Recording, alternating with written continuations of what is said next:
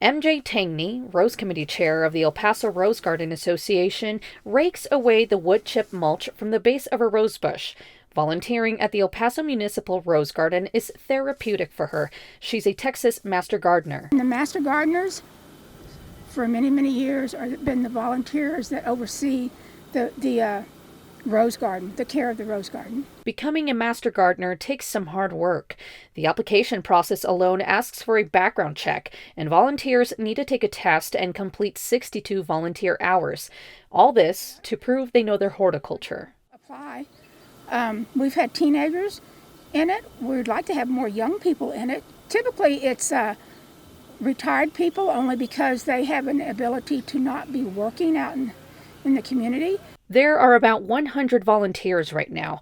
Harriet Perry is one of them. She's been a master gardener for 3 years and loves volunteering at the garden. It's her favorite place to be. I work 3 days a week between here 1 day and the vegetable garden on 2 days. And so that usually ends up being about, I'd say 12 or 15 hours a week. The Rose Garden first opened to the El Paso community in 1959. It was an acre and a half of land with about 200 rose varieties. The garden grew to 4 acres and carries more than 430 different kinds of roses. More flowers are added each year. We're excited to see our roses to start blooming again. A little bit of a concern I've had is that people are coming out thinking that roses are blooming because a picture of blooming roses has been promoted. And our roses won't look like that until at least mid-April. Right now, we show the efforts of our pruning.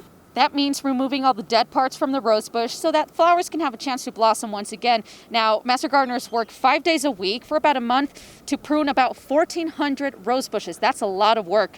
If we could see here, that's a part from the rose bush that a master gardener nicked off. And soon, we'll see those roses. There are so many people who come from out of town to visit this rose garden.